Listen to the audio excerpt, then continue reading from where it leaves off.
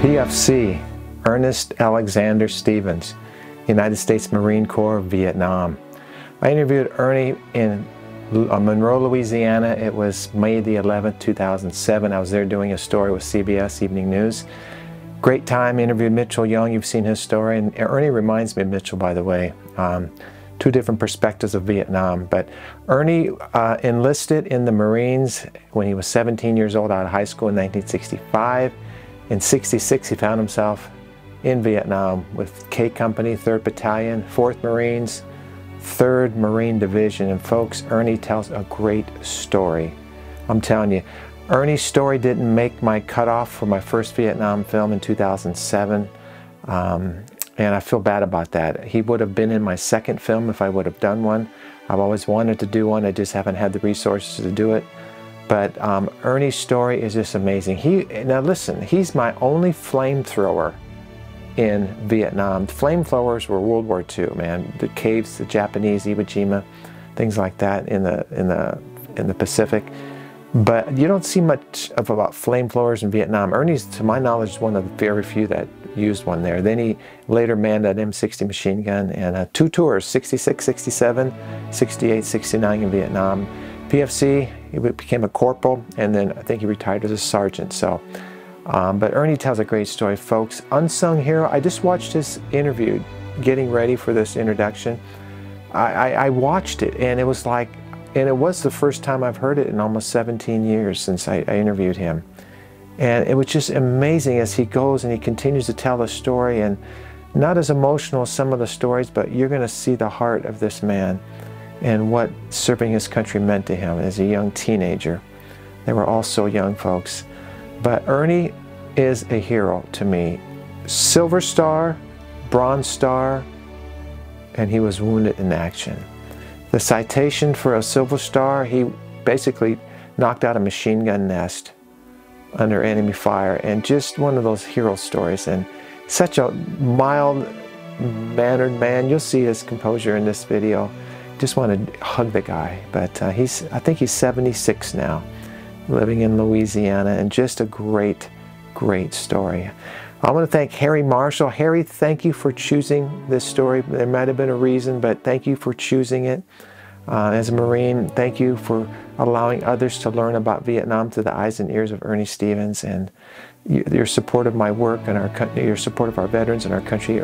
Harry, thank you so much. I so appreciate you, Harry Marshall. What a blessing you are to my work. Folks, I'd like to encourage you. You're being touched, blessed by these stories. Please consider becoming a sponsor. I really beseech you to do that today. Those of you who don't want to sponsor or can't, you can donate to my work. There's information in the comment section of every video, in the video description, and on my website, larrycappetto.com. There's a link that says sponsor a veteran. So I would highly encourage you to get involved. Please, I know a lot of you want to, but I would just encourage those of you that can to do so. I would really, really appreciate it, and it would be a blessing. So Voices of History Radio is going 24 hours a day. Over 50 countries have tuned into this radio station across the world. It just touches my heart. People day and night are listening to this. It's listener supported. If you want to help support that station, there's information within the app, Voices of History Radio, and on my website. So, okay, folks, what else can I say about Ernie Stevens? He worked as a police officer for 5 years in Ruston, went to work in his family's business after that, and he's been doing that for many years now. I would say he's probably retired now. I actually called him today, left a message. Hopefully he'll call me back, but it just touches my heart. I want to be involved in these veterans' lives, and I have been fortunate to become friends with some of them, but haven't talked to Ernie since I interviewed him in 2007, so I hope he's doing well. But folks, just share these stories. History's best learned from those who were there. I've got the real thing. These aren't the Hollywood actors. And it's coming to you right here on this channel, Voices of History, giving voice to our veterans. Ernie's story's been sitting in my archives for almost 17 years. It's time to hear his story. And you're going to agree with me. Comment if this isn't a great story. Give me a comment. Send me an email. I want to hear from you, okay? All right, that's it for now. God bless you. Thank you, like I said, for sharing these stories, subscribing to this channel, and I will talk to you on another broadcast. God bless you.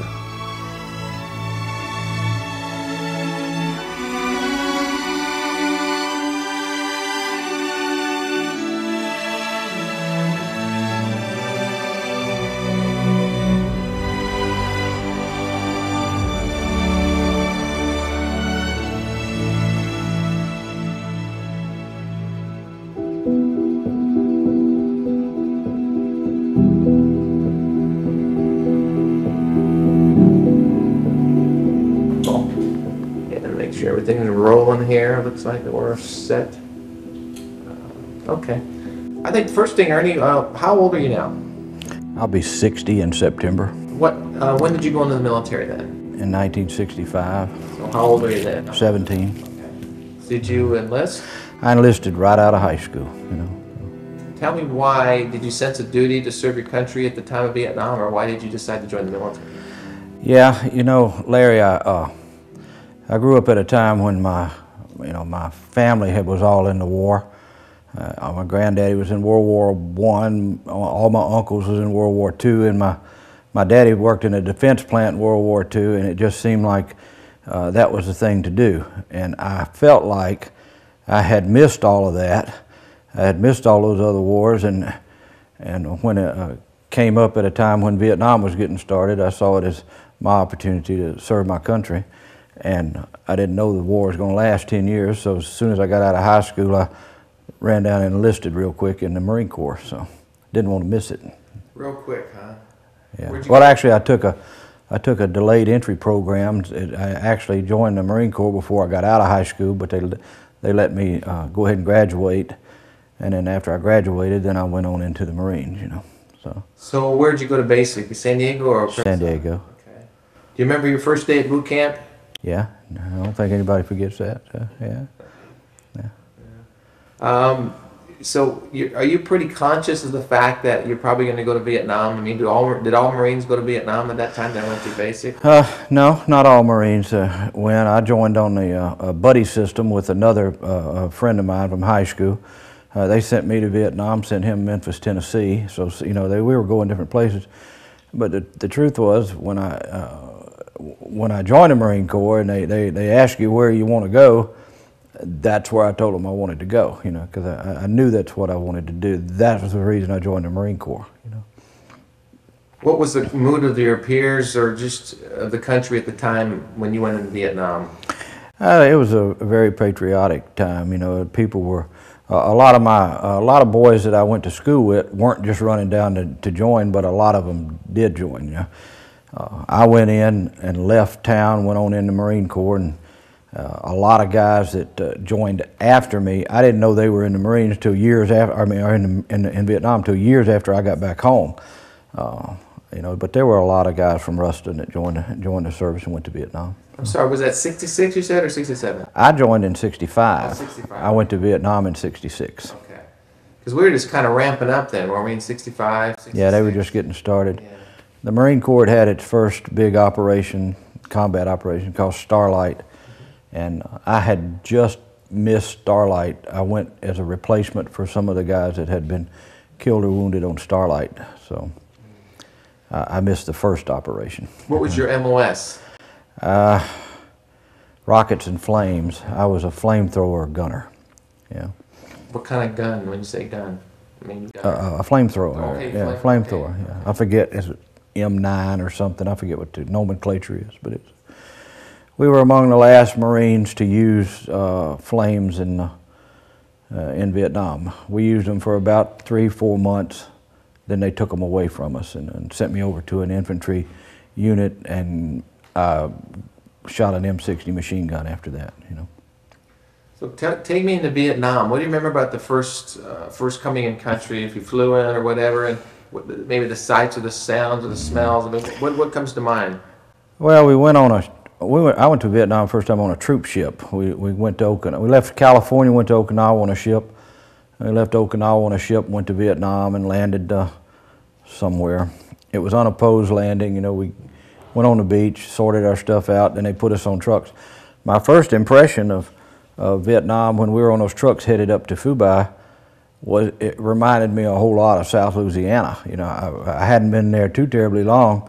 Not even 3 or 4 hours before I kind of started getting comfortable with it because the landscape kind of reminded me of South Louisiana where we were at that time, and it wasn't too hot when we got there, so it was pretty comfortable. So this is 1966 then? 1966, right.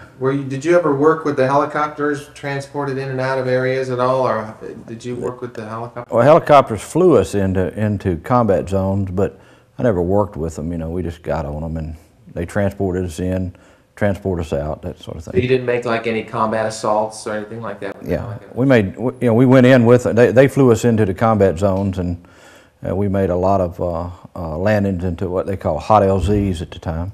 Well, what do you remember about that? Is there a particular mission that maybe was worse than others as far as the combat assault? Well, there was one on, it was called Operation Hastings. It was in 1966, and we went into a place that was, they later gave it a name called Chopper Valley because 3 or 4 helicopters got shot down in the assault. And my most memorable recollection about that particular landing was that there was some guy, some Marine, was a Spanish guy, and he had gotten thrown out of the helicopter, and then when the helicopter landed, crashed, the tail end of the helicopter kind of smushed him down into that soft dirt, but it didn't kill him. And we were there, you know, trying to sort ourselves out to get started on the operation, and they were over there digging this guy out from underneath the tail of that helicopter. And I remember watching them do that and thinking that was fascinating, that he had. You know, you said you're a flamethrower. I mean, did you get in situations where you used it, and where were you, and what was the operation? I mean, you're the first that I've heard had a flamethrower in Vietnam. I know they were pretty scarce over there, you know. I'm thinking of World War II and the Japanese on Iwo Jima. Is it similar to same type of thing? We used them to burn out bunkers, and we would use them on ambushes at night. You know, they were pretty effective, but mostly we'd use them to burn out bunkers. Sometimes they'd just call us out to burn up trash heaps or something like that. You know, whatever they needed burn up, they'd call the flames in to do it. But we only used those flames about 4 months, and I only went on 2 combat operations where we actually used flames burning out bunkers in a combat situation. We set them up one time and used them on an ambush at night where we would put 2 flame teams up, one on one end of the ambush and one on the other. And as the enemy came through the ambush section, you know, we would touch them off at night, and they were very effective because it would frighten them. They didn't know what was happening at night when the flames started up, and then of course the Marines that was in the middle of the 2 flames would open up, and it was a pretty effective ambush site. But not long after that, they took the flames away from us for some reason. They called us up to supply house, and we were cleaning up the flame tanks, and we thought we were getting new flames, flame guns or something. But instead, we crated them up, sent them off, and then that day they sent us over to different units and dispersed us into infantry units, and we never saw those flame tanks again. You know. So what part of Vietnam are you in at this time? I was in I Corps up at, we operated out of Phu Bai Combat Base, and we operated out of Quang Tri. We left Phu Bai not long after that, went up to Quang Tri, and that was our main operation.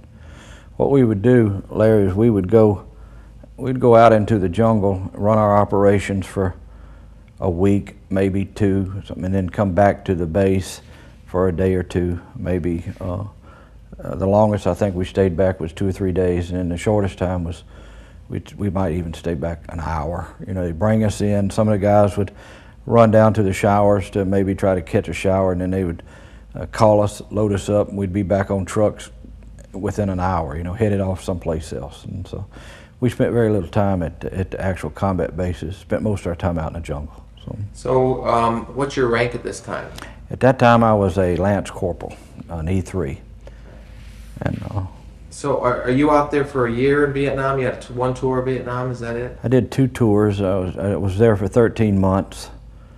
And then they sent me home. I went down to Key West, Florida, to a naval base down there where I did guard duty. And then they sent me back to Vietnam for another tour later. You know, I was over there in 66, came back in 67, and then I went back in late 68 and came back in 69. It sounds like I was over there for all 4 years, which it sounds real cool to say that, but the truth was I had a big break in between. You know, went down, spent a lot of time in Florida. So. Which tour was tougher? The first one was tougher. You know, we saw a lot of combat in the first tour. The second tour, they sent me to Quang Tri Combat Base. I had made sergeant by then, and the base was divided up into different sectors. Well, each sector had a sector commander that was responsible for that area, and I was a sector chief in one of those, and so the combat I saw in my second tour was very limited, you know. Well, tell me about the combat of the first tour. Is there a story or two you could share as far as where you were, what type of fight or battle, firefight you're in, and what you remember about that? Well, we were in a lot of fights. We were in. Would they open up on you? Would you be opening up on them? Is it sporadic? Is it sniper fire, or was it just a fierce firefight? What they would do, Larry, is they would determine somehow or another that the enemy was in a certain location, and they would send us in to go to find them. I guess the only was, you have to understand, I was like 18 years old. Never knew where I was at any particular time. Anybody could have asked me where we were in Vietnam, and I wouldn't have had any idea, because I went and did what I was told to do, and I never asked any questions about anything. But we went on one operation called Hastings. It was a pretty good fight. We fought the North Vietnamese 324B Division of the North Vietnamese Army, and they had sent us in as a block. We were going to be a blocking force. This unit was going to go and chase the North Vietnamese or try to force them toward us, and then we were going to be there to block them off when they come, and then we were going to catch them in a pincer and try to destroy them. But when we landed in those helicopters. That was that one I was telling you about. We landed on top of a North Vietnamese ammo dump and a supply field and a field hospital. And so when we first got there, it was very exciting because we had time. They had killed these few North Vietnamese defenders that were there. The rest of them were out in the jungle. And we got to go through all this stuff. It was all this medical supplies and all these uniforms and ammunition, and you know, a souvenir hunter's dream thing. We were just looking for everything. But the downside of that was we were a small force, and the enemy wanted this place back. You know, we had come in during the day and got it. So at night, they would try to come back in and take their place back. And we were spread out all around that perimeter. So for the next 3 or 4 nights, it was a pretty dangerous place to be, because as soon as it started getting dark, the North Vietnamese would try to get back in and take their place back. So for the next 3 or 4 nights, every night, we had pretty fierce combat there. They never got their place back in. We ended up blowing up all the supplies and things that we found. We captured enemy soldiers that were wounded during the night. We'd go out the next morning and find them and bring them in for questioning. Was it, obviously it was different. It seems like the fighting obviously was different than World War II. You know, even though the NBA was uniformed, right? You were fighting the uniform NBA. Mm-hmm. But did you ever encounter Viet Cong when you were over there, or is that? The only Viet Cong I ever saw, Larry, was they brought in some dead guys, some dead Viet Cong one day. We had a little vehicle over there called we call it a mule. It was just a little flatbed vehicle.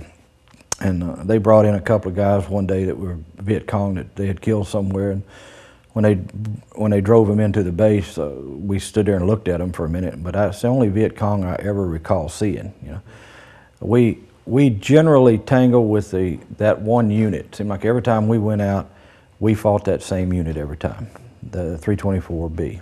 And, as a matter of fact, I have the unit flag for the 324B in my museum. One of our guys captured it over there, and then when we started the museum, he sent it to me as a gift, and I have it hanging in the museum now.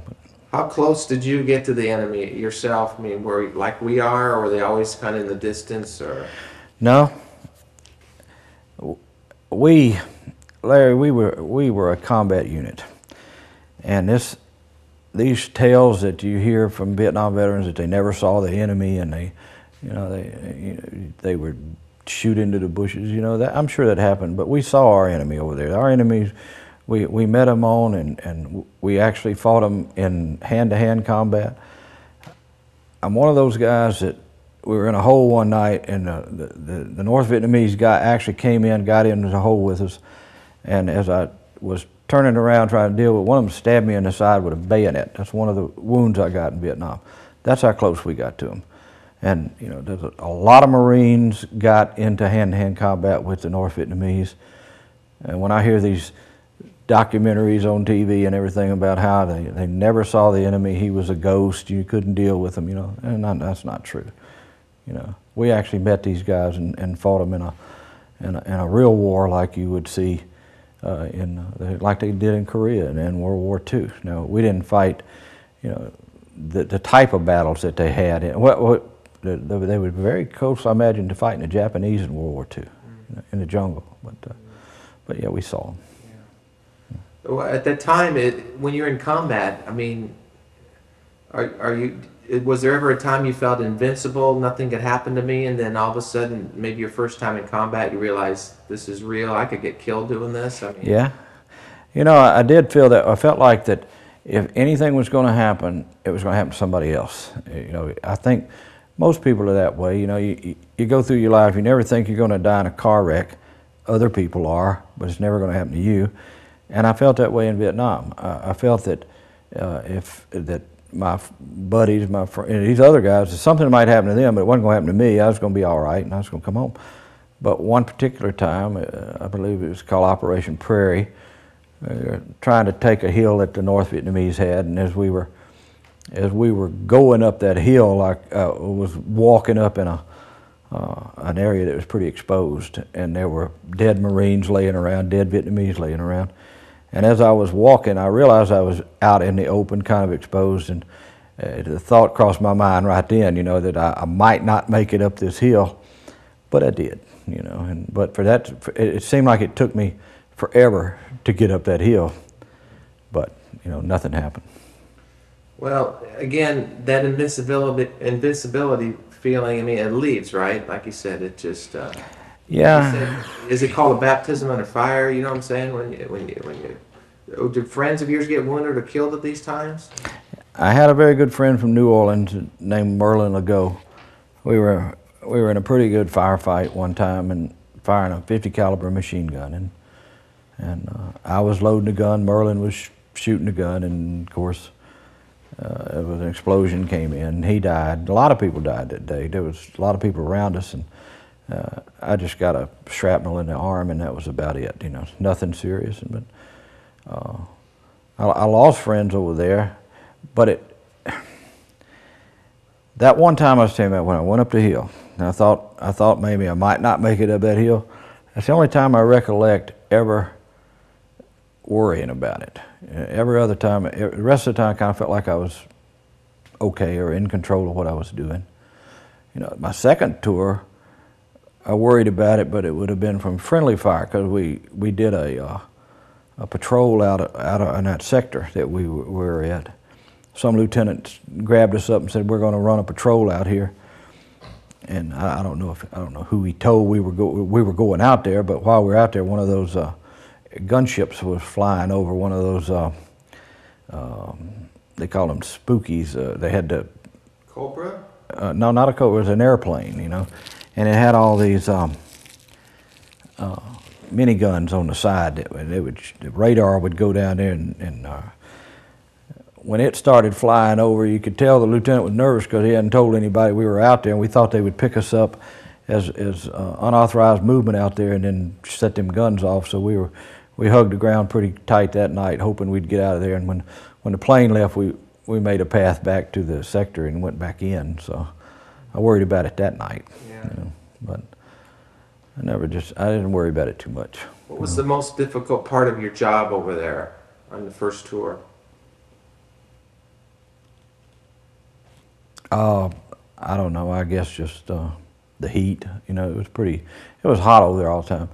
In Vietnam, you stayed wet constantly. You know, it was either raining during the monsoon season, or it was so hot your clothes stayed wet, and I guess it would just be uncomfortable. You know, one time we ran out of food. They couldn't supply us with food, and we went 2 or 3 days without really much to eat, and we were down to eating things out of our sea ration that we didn't like, you know, just no nasty food, and that was pretty tough. But everything else, I guess, was just normal day-to-day activity. You know. Tell me about the camaraderie of the Marine Corps, like in combat. It's pretty strong. Marines are pretty traditional about looking after each other and taking care of themselves, and you always knew that we always knew we could depend on the other guys that were there with us, and so I never worried too much about those guys. How about the history of the Marine Corps? The pride, the traditions. Mm-hmm. Does that factor into maybe a combat situation? Just that spirit de corps, just what I'm saying, just knowing the history, and maybe, or was it different in Vietnam, and maybe it was more farther removed from World War II or Korea? Was Vietnam unique maybe in its own, or did it encompass that pride and tradition of the Marine Corps as a whole? I'm sure it did, because when you're a Marine and you're around Marines, you don't think about that too much. But I know that when we got around other, like we might go into a unit, a base where there was some Army guys or something stationed on one end of this combat base, I can remember we kind of had this air of superiority. We felt like we were Marines and they were Army, and we could do better than they could do. And whether that was true or not that probably played into the traditions of the Marine Corps. And that's a tough question you asked right there, because I never thought too much about it. How about when you're in combat? Are you fighting for God and country, or is it a matter of survival? You're pretty much just fighting to stay alive, And I don't ever remember. The only time I remember anything like that coming into play was we came out of the jungle one time. It'd been a hard fight. We'd been tasked pretty hard with that North Vietnamese unit. Lost a lot of guys. And as we come out of the jungle, we were coming into some fire base somewhere. And it's the only time I ever remember questioning or complaining about why I was there, because I was thinking about it was hot. We'd seen a lot, lost a lot of guys, and I was wondering, just why I was there. Why couldn't I be back home? And as we came into this clearing and went around this, we saw it. We saw the American flag up on that pole, and I remember thinking to myself that it made me ashamed for what I had been thinking, because I saw that flag and I thought, if that flag can be there, then I can be there, because that's, I'm a patriot 100%, and it embarrassed me that I was thinking what I was saying. I never thought that again. I never would think that again. The time you were in Vietnam, you hear stories about drugs being used. Was that something that was common in your area or not? No. Larry, I did 2 tours of duty in Vietnam, two what I call combat tours.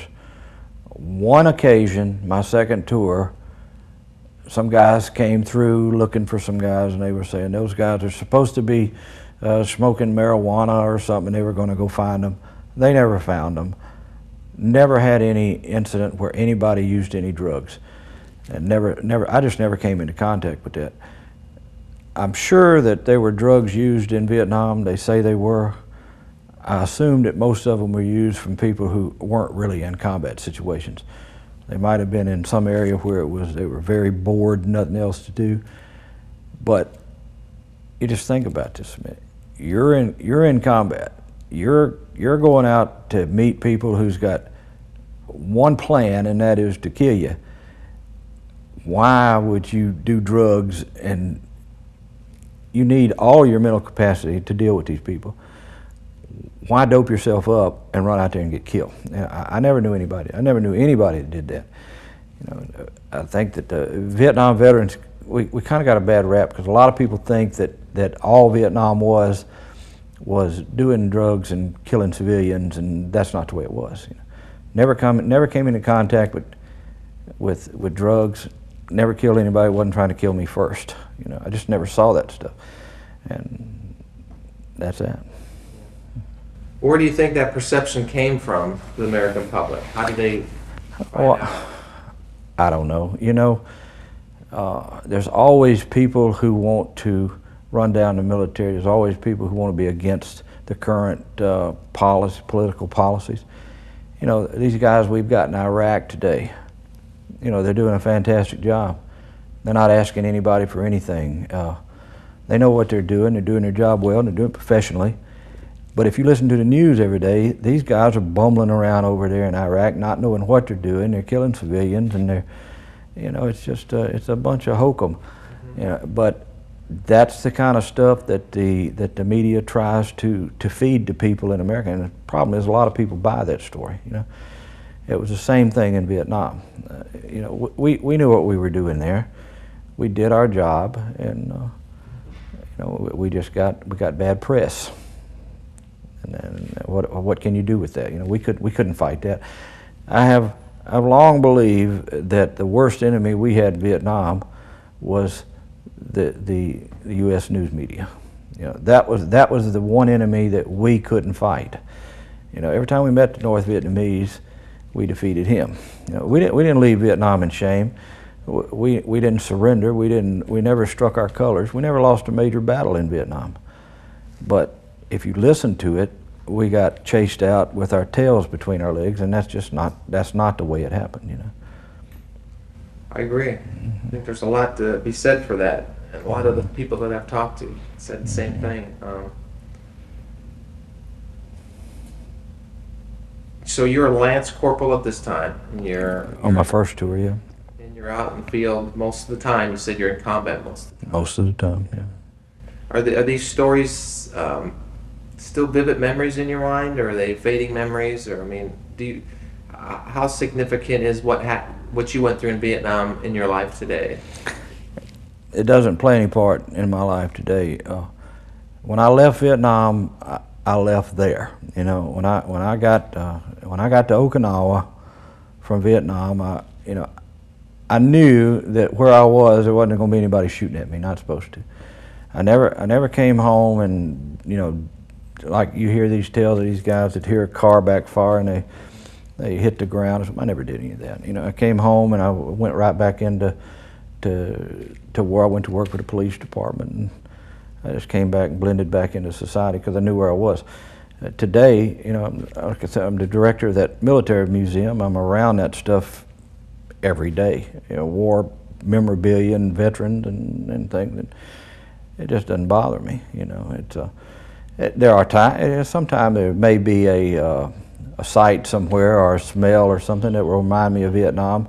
I catch myself, the older I get, being more emotional with like patriotic things, you know, like the flag or the real patriotic music, or sometimes it'll come on and I catch myself maybe, you know, a little lump in the throat or something that I wouldn't have admitted 2 years ago. And I think maybe it's just I'm getting older and getting a little more mellow or something like that. But the war never had any effect on me whatsoever. You know, it's one of those things that I wanted to do. I was glad I did it. I don't regret a thing about it, and I wouldn't trade that experience for the world. You know. I agree. That's good. Mm-hmm.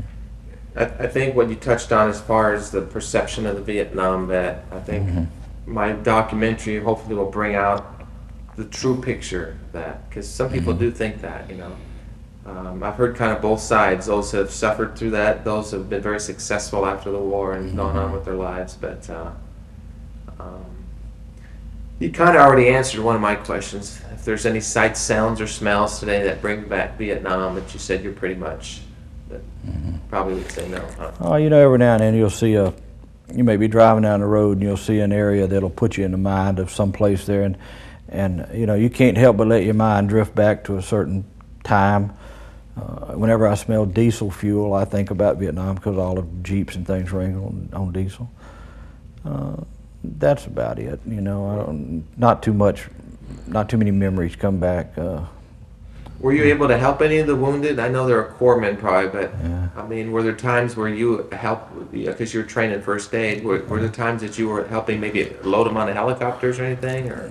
No, I never did any of that. I helped one time a guy was wounded and I helped him across a stream. You know, you know the thing, we throw him over your shoulder and take him across something. Did that, but no, I never had to bandage anybody. I never did anything like that, you know. How did Vietnam change you as a person when you went in, through it, and out of it? I mean, are you a different person in combat? I don't know. You know, I don't know how to answer that. Well, you know, I think that people are, you know, you're the same. You're the same.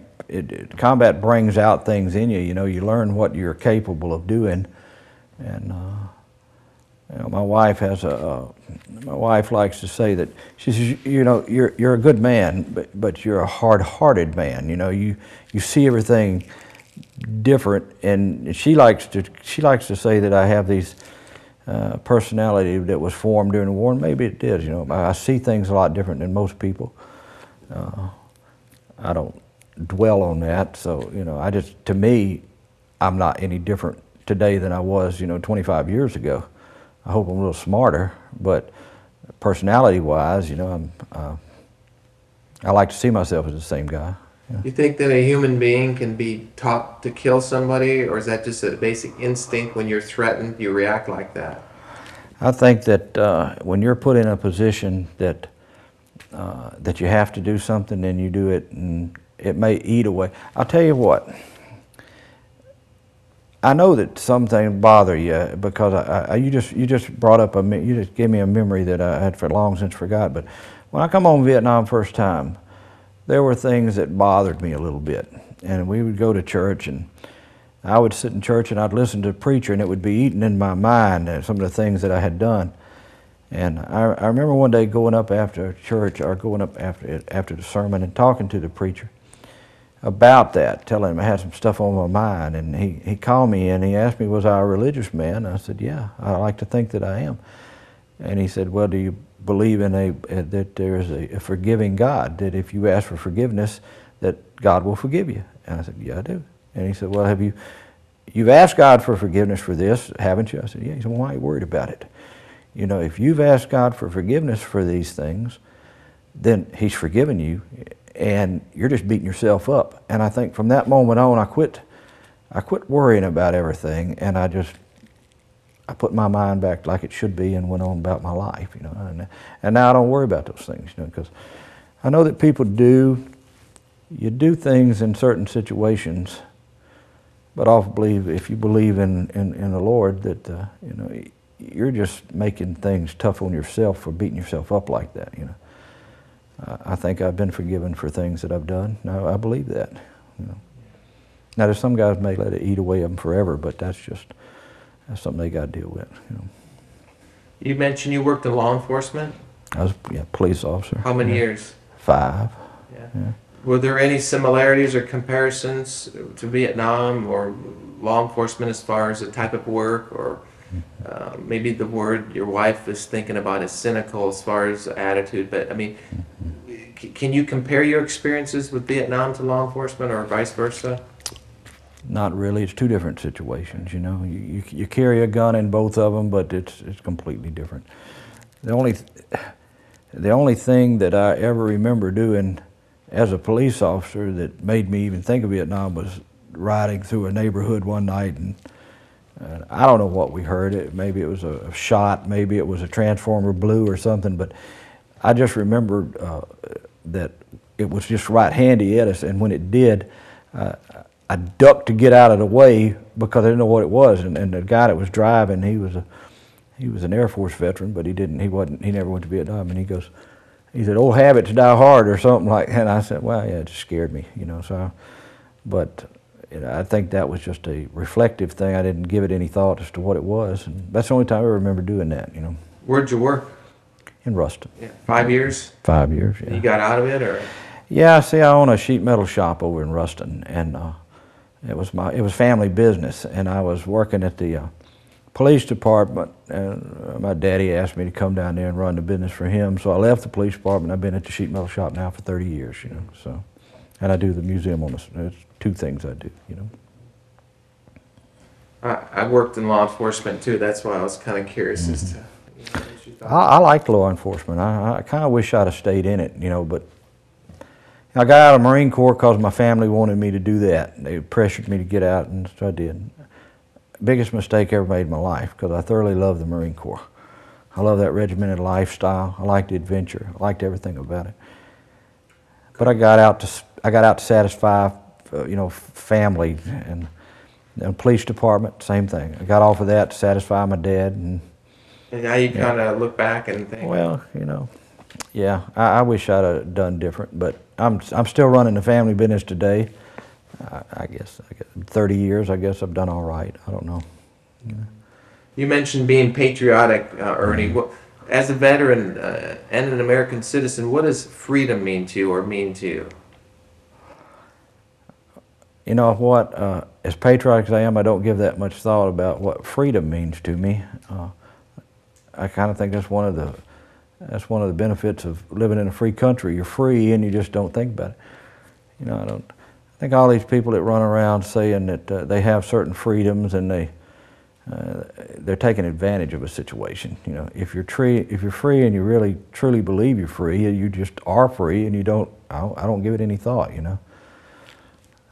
I don't really think about that. I can't answer that for you. How about the American flag? What does that mean and represent to you as a veteran?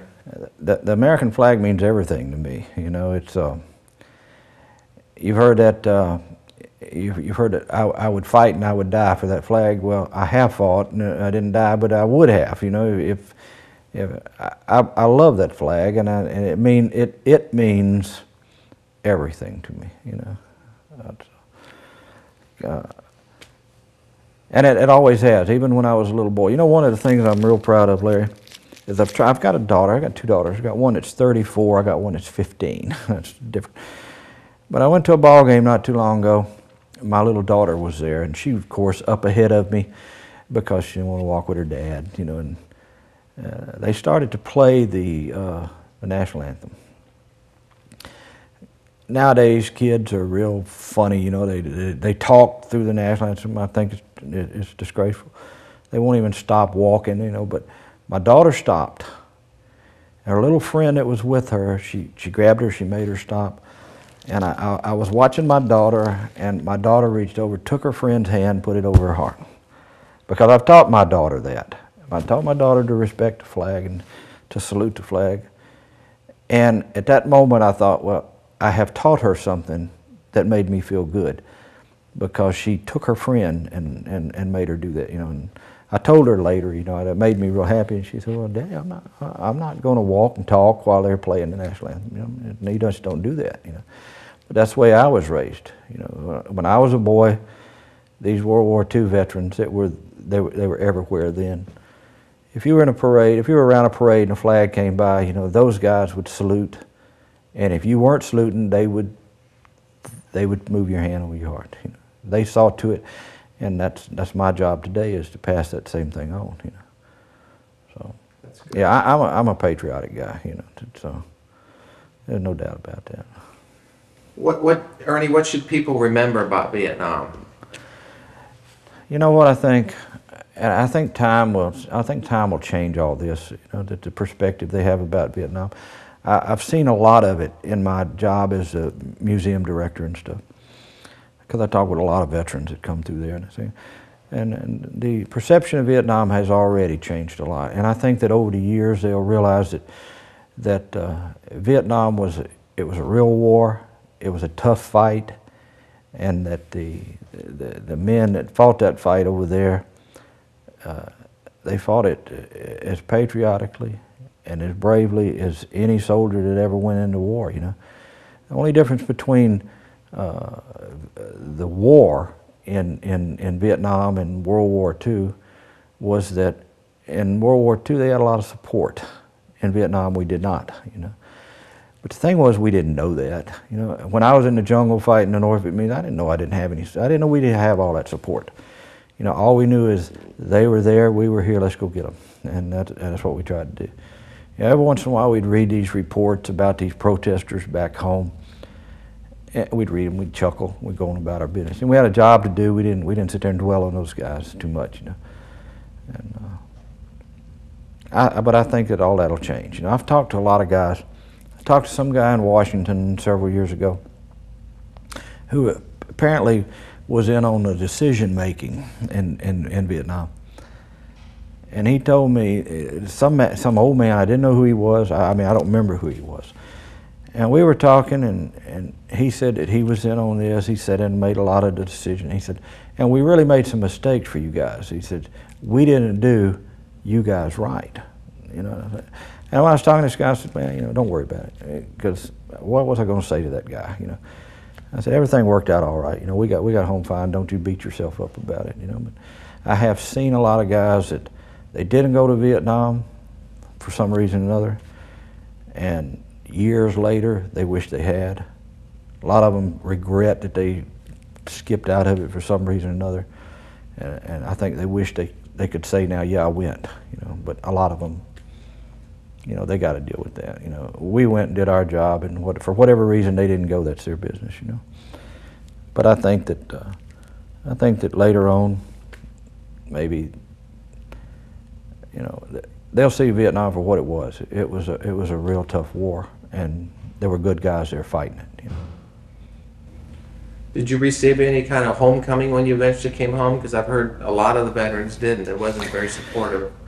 Yeah, I did, as a matter of fact, because see, I'm from Ruston. Ruston is a tremendously patriotic little town, and I won medals when I was in Vietnam, and what kind of medals? I won Silver Star, Bronze Star, Purple Heart, you know, stuff like that.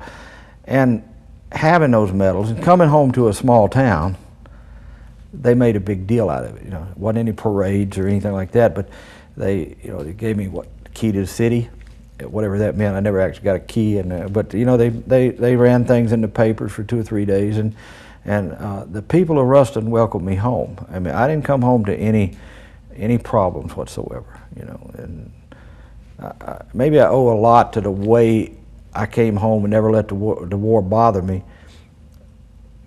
due to the people of Ruston, you know, where I came back home. Because, you know, before I left to go to Vietnam, there were World War II vets that would call me up, and one guy's named Dr. Black. He had been a prisoner of the Japanese in World War II.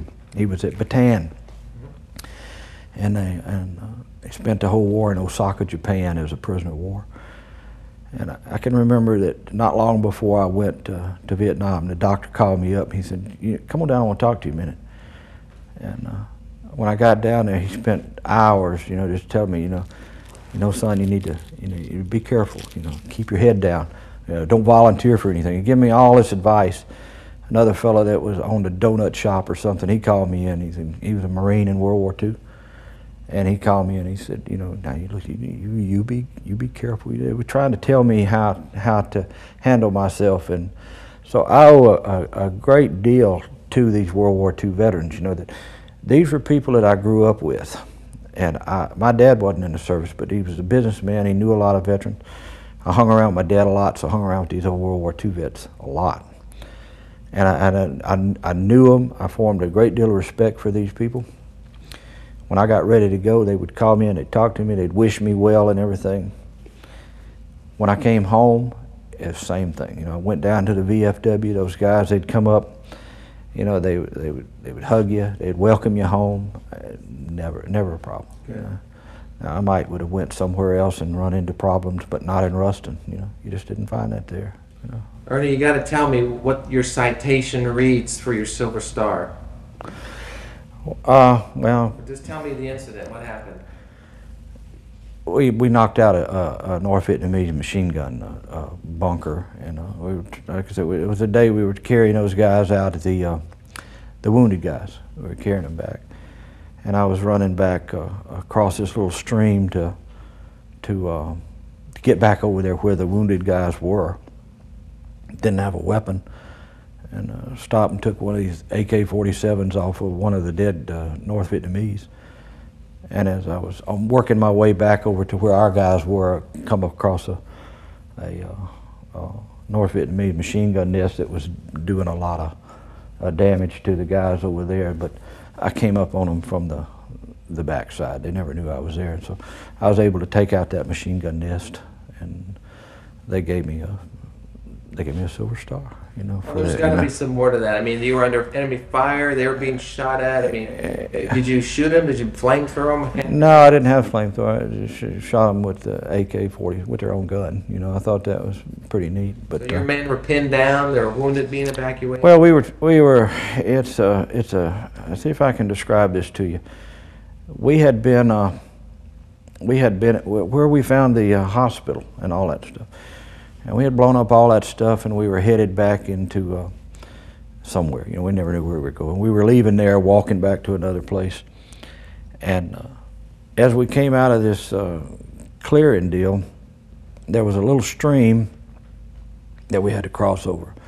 Most of the battalion had crossed over the stream already. There was, I think, one company back there that was still behind the other side of the stream, and then there was a couple of people from our company, my whole company, or a platoon or two from my company. And just as we were getting there, everybody was getting across, we started hearing all these mortars shooting from up in the hills. So we took our positions behind this stream bank, I guess you call it, just a hill. And as we sat there trying to be safe from these mortar rounds that we were hearing, we looked up on this hill, and here come the North Vietnamese. It looked like thousands of them. I'm sure it was just hundreds of them. Anyway, they were running over this hill, and it would remind you of the Korean War that you see on the news reels, you know, with these just hundreds of men running at you. And so we were sitting there and trying to shoot back with the machine guns and things. Guys were getting wounded and all. We were trying to carry these guys back across. And I snapped up one of the guys and was running him across the river. We call it a river. It was just a little stream, probably about 10 foot across.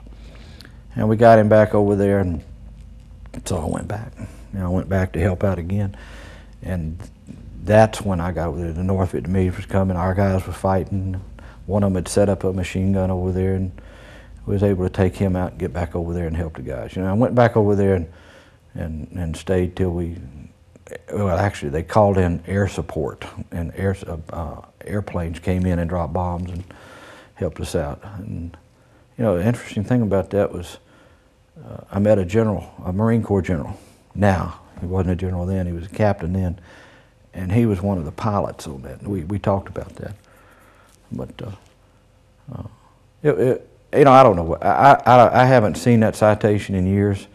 I've read it several times, but you know, there's more to it than that. But I can't repeat all that. I don't know what all they said in there. You know, they write those things up to sound a whole lot better than. I'm sure if you read that, you'd think, "Wow!" But you know, I read it and thought it's just neat that they give me the medal. You know. Who presented the medal to you? I got the medal in Okinawa, just base commander or something like that. I'd left Vietnam. I got back to Okinawa. I knew I'd been recommended for it. And just before I left to come home, they had some ceremony, and they awarded it to me there. You know, as a matter of fact, the paperwork came in, the citation and all came in, but the medal didn't. And we had some sergeant major or something that had won a Silver Star in Korea, and he had it there, and he said, I'll give him mine and take his when it does come in. So I got this old Sergeant Major's medal, and it was used, but it's still a medal, you know. And he kept mine when it came in, so I guess it came in. But Bronze Star, same type of situation? Bronze Star I actually got years after I got out of the Marine Corps. I found that you could write to the Department of the Navy and get a reissue of your medals. And so I did that. You know, hadn't lost my medals. I just thought it'd be cool to get a second set. So we sent in all this paperwork, sent in my DD Form 214. And when my package came in 8 months later, whenever it took forever, whenever it came in, I opened it up, and they had upgraded my DD Form 214, and the Bronze Star was on there, and some other Vietnamese medal, a Civil Action Medal or something. They had included things that were in there that I was awarded even after I got out. You know, I guess they still do that, and so that's how I got that. Good. You know, I never got that in any ceremony. It just came in a bag with everything else. You know. Did you bring any pictures with you today of yourself? I did. I brought this one right there. Well, maybe one or two more questions. Sure. I think I know the answer to the first one, but are you proud that you're a Vietnam veteran? Yes, I am. Yeah. You know, I wouldn't trade that experience for anything. You know. Have people thanked you for your service to our country? Yeah, they do. You know, there's a lot of people do that. I don't do that. I don't know. I feel queasy doing that. You know, walking up to other guys, and I don't do it. But a lot of guys do it. You know, there's people that'll. There's some of these guys that Vietnam vets. They're kind of funny. You know, you'll see them years later, and they'll tell you "Welcome home" or something, and that just sounds funny to me. You know, because I came home 20 years ago, and where's me? A lot of Vietnam veterans I find still want to fight the war. You know, the only problems I ever had at the military museum were from Vietnam veterans. You know, they'll come in there and they're the only people I ever had to ask to leave the museum. You know, were some Vietnam vets, and I really think that was just one group of people, because after we did that we never had any problem. I hadn't had any more. You know, but. Well, I'm trying to get the story right, and I'm getting ready to release my first documentary on Vietnam in July. Mm-hmm. But I've talked to a lot of Vietnam vets, and I'd have to say there are some that were disabled with post-traumatic stress or disabilities, some that are the extreme, still back in the war, some very successful businessmen. I've heard some interesting stories, but it's kind of like I've got to try to report this, you know, the best I can, and make it look very positive in the light of our society. But it's interesting listening to what you just said about the Vietnam vets. But I personally feel there are some that really, for whatever reason, did suffer a lot of emotional trauma in Vietnam for whatever reason, and they are, you know, they are suffering that now. You know, whether their stories are any less relevant to the overall story, I can't say. Embellished, I hope not, but I've heard some pretty gripping stories, you know, from these guys, and they seem to be a little more emotional about things. But I think overall that the image that I'm getting is very positive. Although, like in anything in life, you're going to have those that, you know, have a harder time with something than others. I mean, you could look at any profession, probably law enforcement. You're going to have those that, for whatever reason, didn't do as well. So. Yeah, I guess you're right about that. I've seen,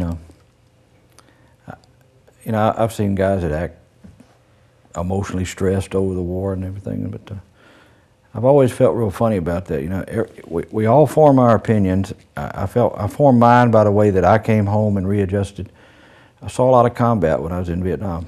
I did a lot of fighting in Vietnam. Always proud of that, you know. But I've seen guys come home that. I sum it up like this: I could be all wrong. I could be all wrong about it. But to me, you know, I'm a businessman. If my business fails tomorrow, it's because I'm a poor businessman. I've been married 3 times. Hadn't got anything to do with the Vietnam War. I'm just a hard guy to live with, apparently, and 2 women decided to bail, you know. These people,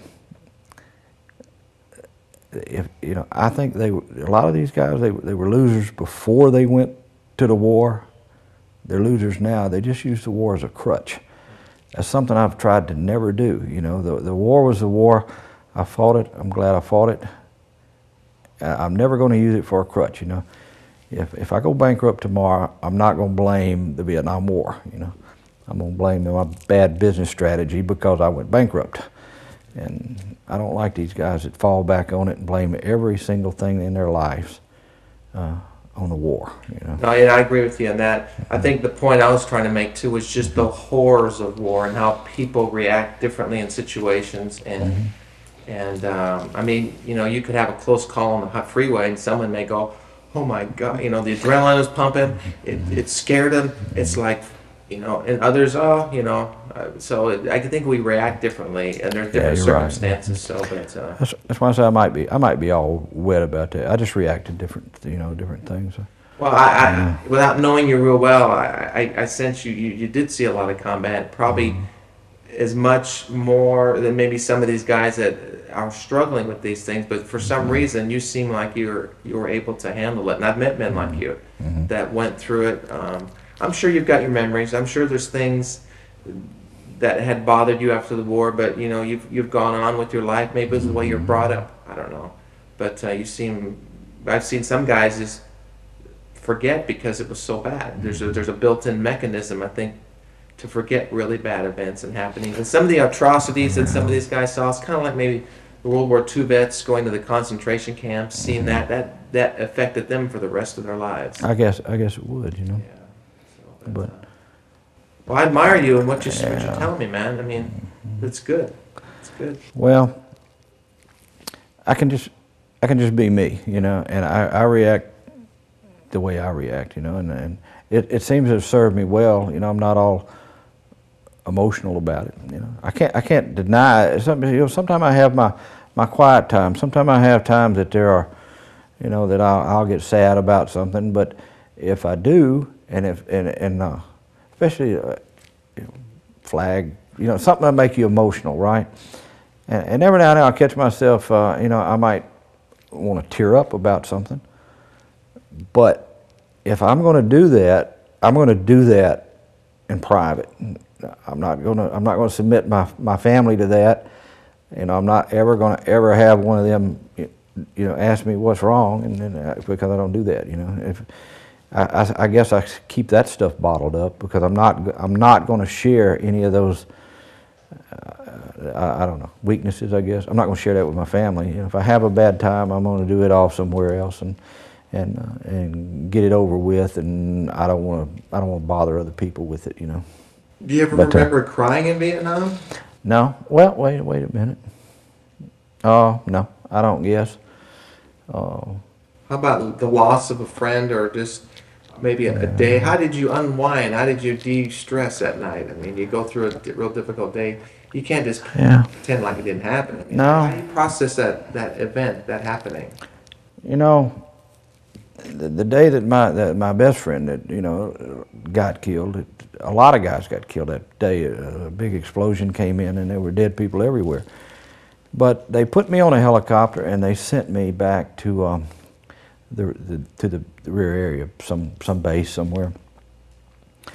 And only thing I remember that is I got back, and the first thing I could think of was go to the little post office they had there to see if I had any mail. And I went back, and there was a cake there from my cousin that she had sent me, and I remember taking that cake, going over and sharing it with some other guys, and tell them, you know, that Merlin had died, and they knew Merlin, and we talked about it a little while, but you know that was just it. You know, they had a little movie set up that night, went to the movie and shared the cake with the guys and went on about my business. Now, I will tell you this. Merlin is buried in a little cemetery in Metairie, down around New Orleans, because that's where he's from.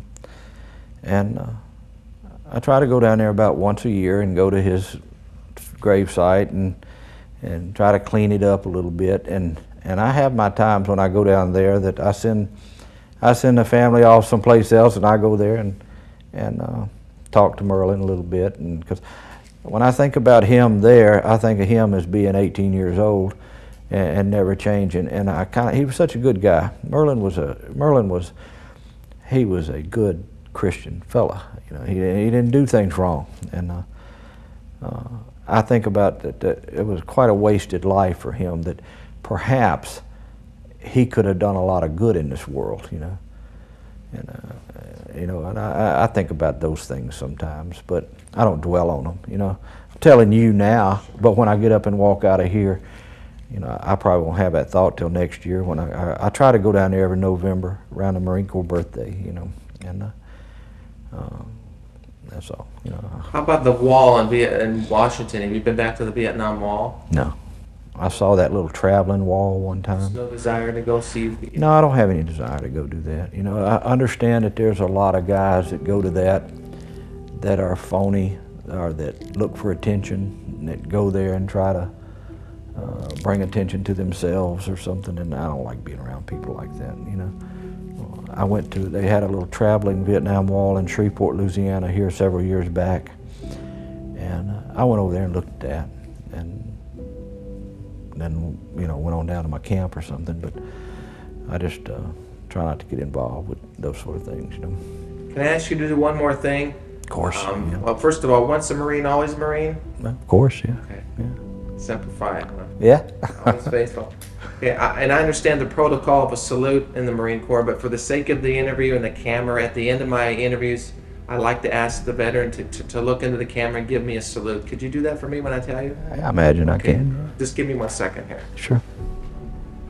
If you saw the end of one of my films, you'd understand this. It's done very, very gracefully so. Okay, sir, anytime you're ready, go ahead. Just Yep, there you go. Thank you.